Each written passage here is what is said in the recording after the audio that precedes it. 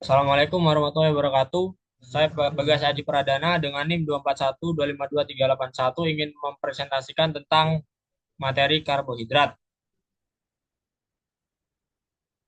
Yang pertama, definisi karbohidrat. Karbohidrat merupakan senyawa karbon, hidrogen, dan oksigen yang terdapat dalam alam. Banyak karbohidrat mempunyai rumus empiris CH2O dengan rumus umum kimia CX H2OY. Karbohidrat sebenarnya adalah polisakarida aldehid dan keton atau turunan mereka. Dalam tubuh manusia, karbohidrat dapat dibentuk dari beberapa asam amino dan sebagian lemak. Pada tanaman, karbohidrat dibentuk dari reaksi CO2 dan H2O dengan bantuan sinar matahari melalui proses fotosintesis dalam sel tanaman yang berklorofil. Karbohidrat ini tersusun dari atom karbon, hidrogen, dan oksigen. Atom karbon dapat menghasilkan karbon dioksida dengan menggabungkan dua atom O dan satu atom C. Sedangkan hidrogen dan oksigen dapat digabungkan menjadi air dengan dua atom H dan satu atom U. Satu atom C di karbon dioksida dan sebagian atom H dan U bila mereka digabungkan akan membentuk karbohidrat. Yang kedua, definisi karbohidrat sebagian zat gizi merupakan nama kelompok zat-zat organik yang mempunyai struktur molekul yang berbeda-beda. Meski terdapat persamaan-persamaan dari sudut kimia dan fungsinya, semua karbohidrat terdiri atas unsur karbon, hidrogen, dan oksigen. Klasifikasi karbohidrat ada dua jenis, yaitu karbohidrat sederhana dan kompleks. Karbohidrat sederhana terdiri atas monosakarida, disakarida, dan oligosakarida. Karbohidrat kompleks terdiri atas polisakarida dan polisakarida polisakarida non-pati atau serat. Yang ini merupakan dua jenis cincin bentuk utama yaitu furan dan piran. Cincin furan itu berisi 5 atom yang terdiri dari 4 atom karbon dan satu atom oksigen. Sedangkan cincin furan ini bisa disebut sebagai bentuk furanosa, contoh fruktosa yang sering membentuk cincin furanosa. Sedangkan piran ini bentuk cincin berisi 6 atom, yaitu 5 atom karbon dan satu atom oksigen. Bentuk ini biasanya disebut piranosa. Contohnya itu glukosa paling sering berada dalam piranosa. Selanjutnya, jenis karbohidrat. Karbohidrat dapat diklasifikasikan berdasarkan kompleksitas strukturnya menjadi tiga kelompok utama. Yang pertama, monosakarida. Molekul gula paling sederhana yang tidak bisa dipecah lagi bentuknya lebih kecil. Yang kedua, oligosakarida. Terdiri dari 2 sampai 10 monosakarida yang saling terhubung melalui ikatan glikosidik. Yang ketiga, polisakarida tersusun dari lebih dari 20 unit monosakarida dan biasanya memiliki struktur panjang dan kompleks. Monosakarida adalah gula paling sederhana yang tidak bisa dihidrolisis atau tidak bisa dipecah lagi menjadi gula yang lebih kecil. Mereka biasanya padat kristal, tidak berwarna atau dan larut dalam air. Untuk struktur dasarnya, monosakarida memiliki gugus aldehid atau keton dan beberapa gugus hidroksil aldosa, contoh gliseraldehid. Ketosa contohnya dihidrokiaseton atau aldosa punya CHO, ketosa punya CO. Sifat stereokimia, atom karbon pada monosakarida sering chiral atau mempunyai orientasi ruang.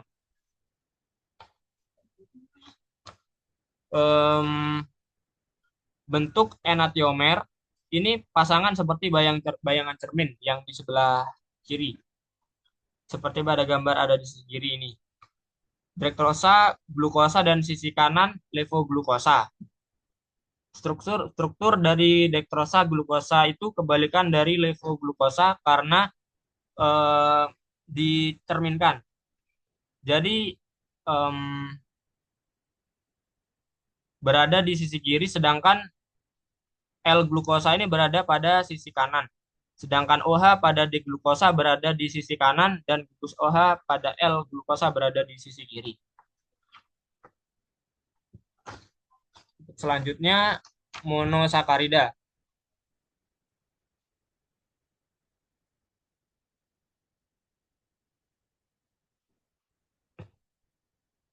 Yang epimer dua gula yang berbeda hanya pada satu atom karbon. Contoh D-glukosa dan D-manosa. Dua gula yang berbeda hanya pada satu atom karbon. Di atom OH, C yang keempat itu berbeda, jadi pada galaktosa berada di sisi kiri. Sedangkan pada glukosa atom, OH berada di sebelah kanan. Karena dia yang berbeda ada di struktur C yang keempat. Maka dinamakan galaktosa. Jika yang berbeda di C2, maka jadinya manosa. Jika yang berbeda di C3, jadinya alos. Dan jika yang berbeda di C5, maka jadinya gulosa. Jadi setiap perubahan di pusat kiral tertentu menghasilkan gula yang berbeda nama dan karakter.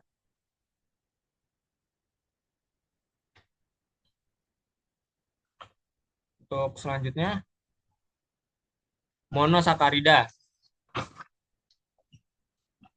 Bentuk cincin piranosa, cincin 6 atom umumnya untuk aldosa.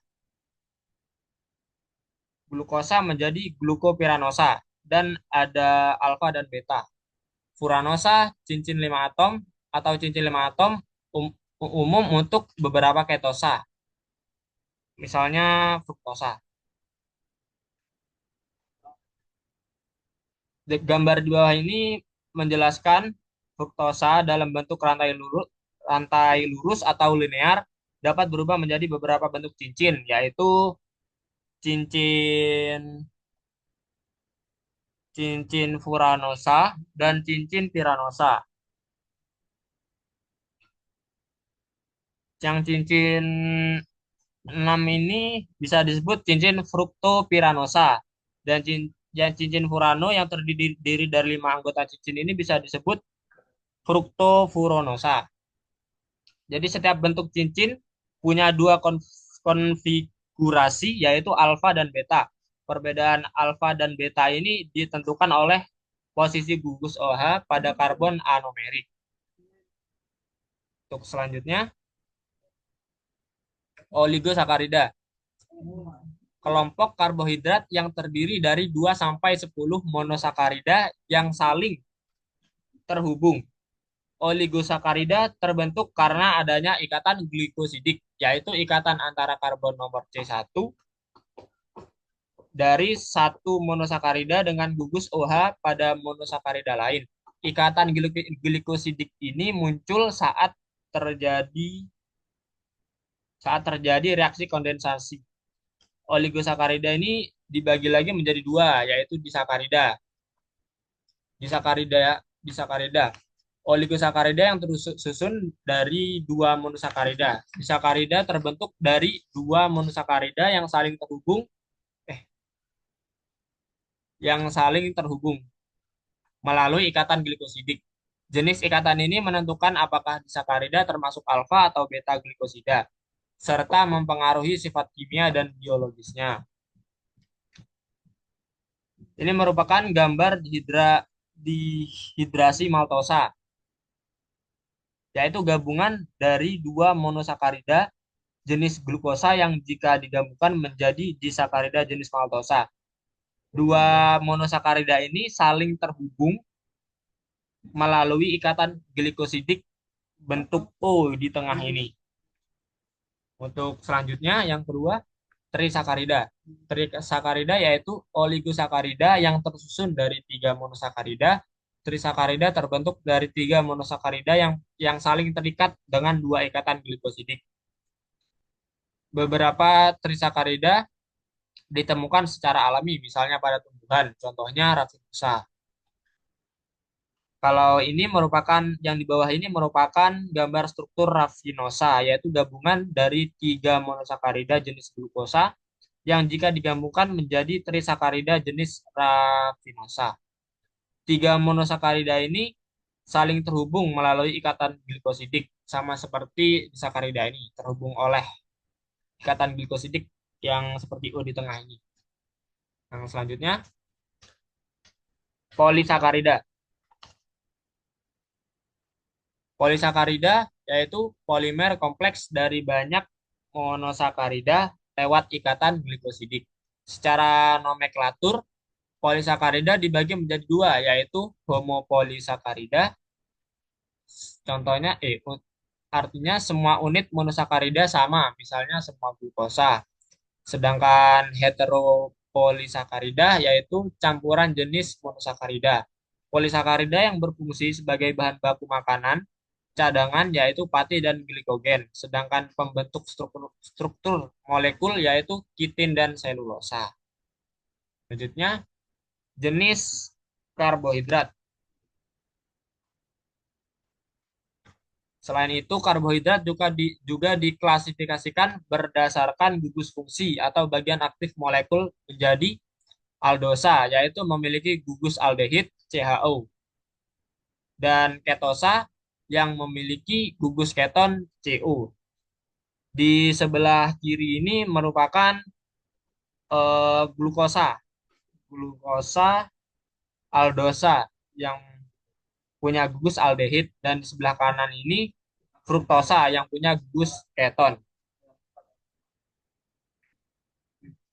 Selanjutnya, jenis karbohidrat berdasarkan jumlah atom karbon, karbohidrat dibagi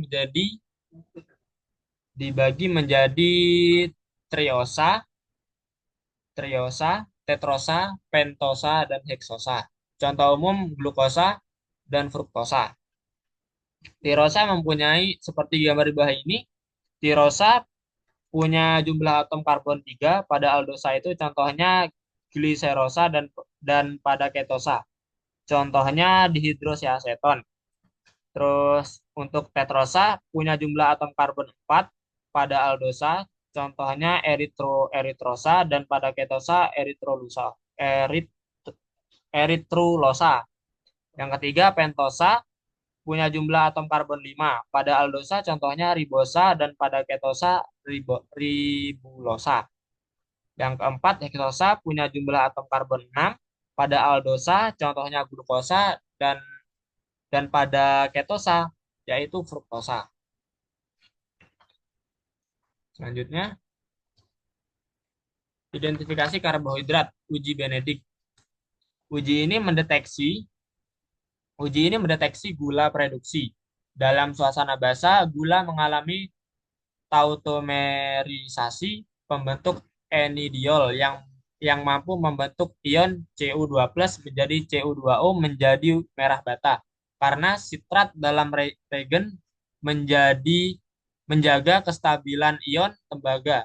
Hasil positif ditandai perubahan warna hingga terbentuk endapan merah bata. Untuk struktur uji Benedict seperti yang di bawah ini. Untuk selanjutnya, uji iodium. Uji iodium spesifik untuk amilum. Struktur helix amilum dapat mengikat iodium sehingga menghasilkan warna biru sampai ungu. Warna ini menunjukkan adanya polisakarida jenis pati di dalam sampel. Reaksi yang terjadi sebagai berikut seperti di bawah ini. Untuk selanjutnya, identifikasi karbohidrat, uji hidrolisis. Hidrolisis bertujuan memecah karbohidrat kompleks menjadi lebih sederhana. H2SO4 10% digunakan untuk menghidrolisis disakarida dan polisakarida. Pemanasan mempercepat proses pemutusan ikatan. NaOH 10% digunakan untuk menetralkan kelebihan asam. Pengujian akhir menggunakan Fehling, di mana hasil positif ditunjukkan oleh endapan merah bata. Berdasarkan hasil, sukrosa menunjukkan positif terhidrolisis, ditandai perubahan warna akhir menjadi oranye. Amilum juga positif terhidrolisis, memberikan warna hijau kebiruan.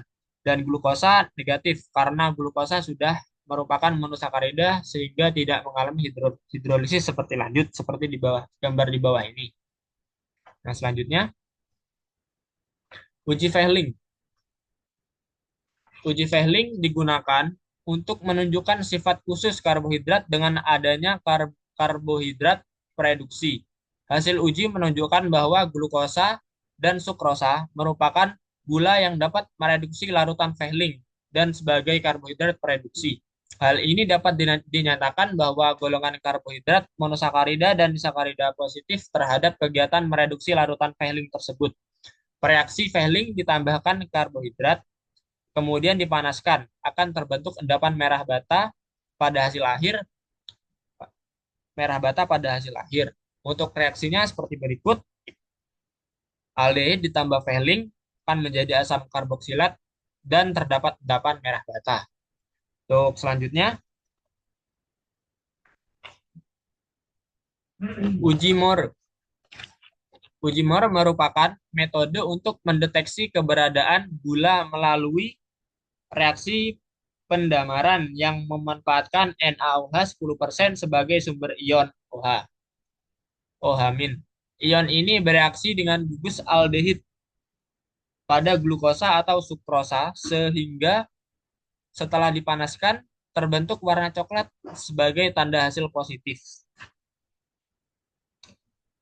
Munculnya aroma karamel turut memperkuat indikasi tersebut dengan intensitas warna dan aroma bergantung pada konsentrasi gula dan dalam sampel. NaOH berperan penting dalam menyediakan suasana alkali dan menurunkan titik leleh gula, sehingga memudahkan proses karamelisasi, sementara konsentrasi NaOH yang kurang dari 10% dapat menyebabkan reaksi tidak berlangsung optimal.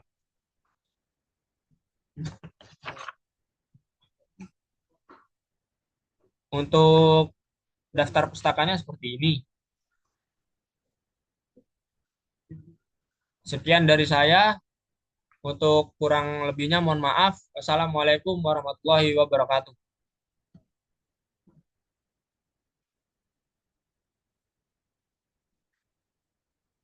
Stop.